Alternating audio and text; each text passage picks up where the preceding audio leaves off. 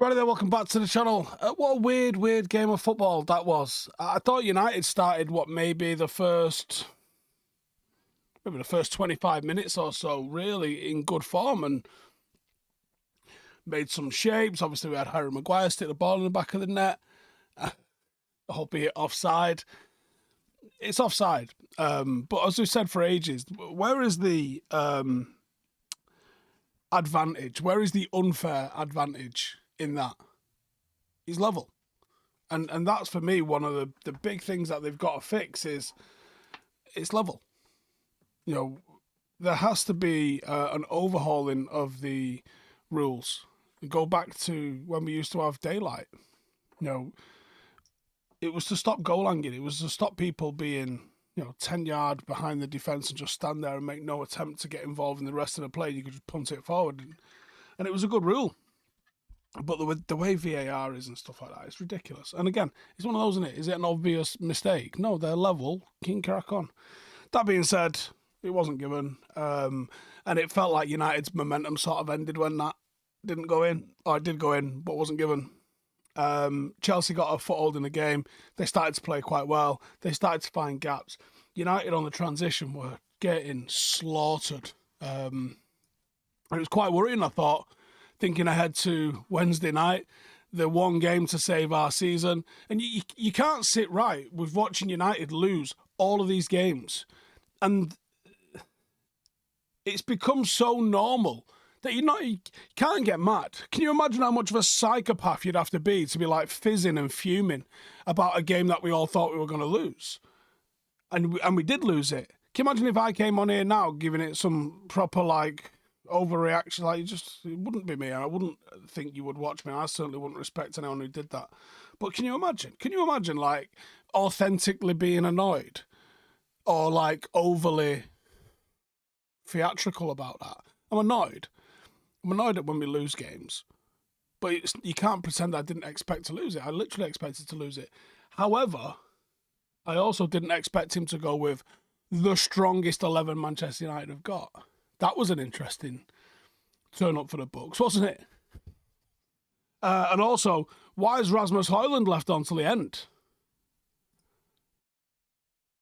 What was the purpose of leaving him on until the end of the game? Why?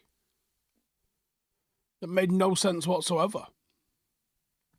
No sense whatsoever. He's our only striker out of all of the players that will feature on Wednesday. He was the one where you know that nobody else is going to take his place.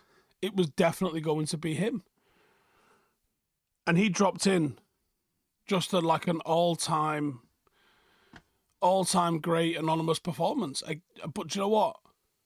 How many of them have we had? I've never seen someone as fundamentally bad. And do you know what? You can all comment if you want. Oh, you just don't like him. Well, no, I don't like him. I don't think he's a good footballer. And I don't think it's an experience thing. I don't think it's anything. I just don't think he understands football.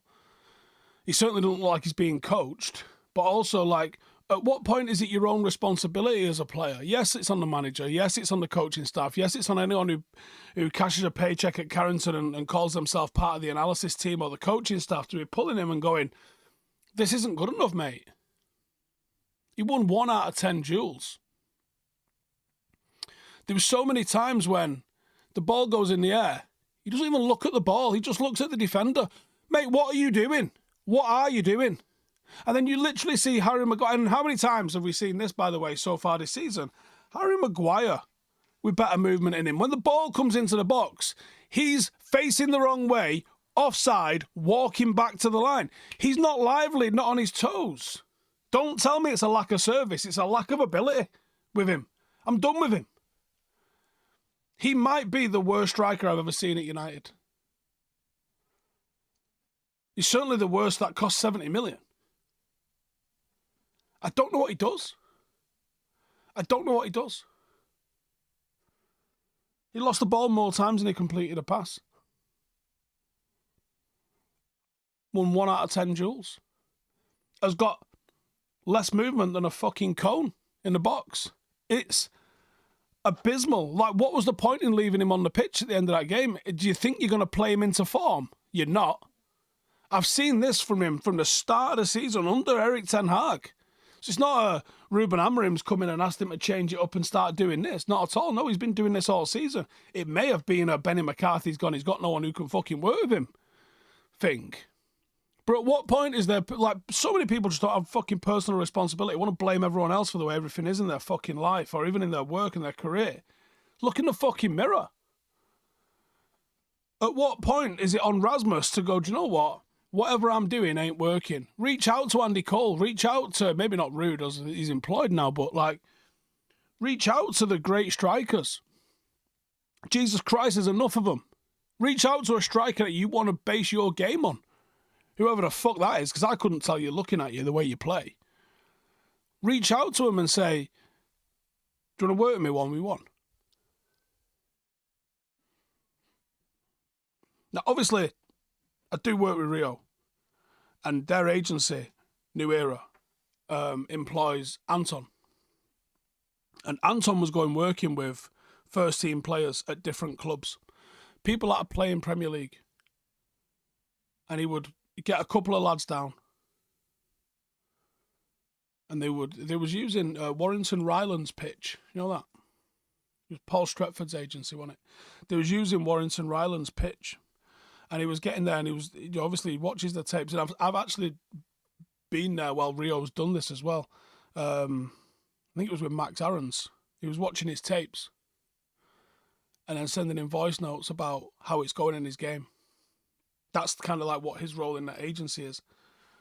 But where's the players' agents? Where's Rasmus Hojlund's agents who got handsomely paid for his move to United? Why aren't they employing somebody to look into his game? Because you guys lose money. You make money on the back of him being good. You lose money if he's shit. Like, is it not in your fucking interest to keep this guy good? That's what I've seen an agency doing. I don't think they're the only agency in the world doing it. They're trying to make their clients better. Is that not your fucking job for taking 15-20% of someone's earnings? Surely it is. I can't believe there's like no personal responsibility for him to do this. No one at his agency doing this. I can't believe anyone just thinks like, yeah, crack on and just allow him to just continue doing this shit. Like I said, he's looking at the defender, and I don't know what because he ain't winning the challenges with him. Clearly. And the annoyance here is there's actually some good traits to him if he can just get away from people. This hand fighting is just abysmal. And he's not on his own. Hindsight's 2020. Maybe there was a play there to go with a strong 11, get a result here tonight, and bounce into Wednesday with some confidence. Spurs just lost. Does it matter? I guess not. But who had a good game tonight, really?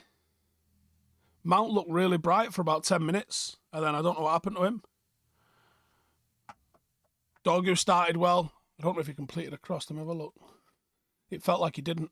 No, 0 for 3. He did create a chance. But he did well in his duels. Won a lot of them.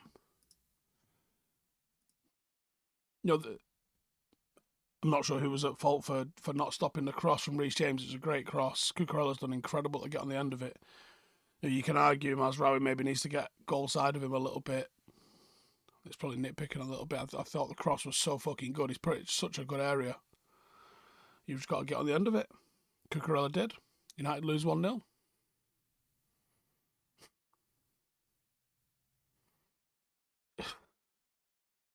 At what point do you go, we have to stop all these losses? It's an absolute joke, the amount of games that we've lost. I worry for Wednesday. I really do worry for Wednesday. How are you going to win? How are you going to turn this around? How? Unless it's, I don't fucking know. I don't know. But I do worry for Wednesday. Please give me your thoughts. That obviously didn't pay off, did it? Playing a strong 11 tonight. In a bit.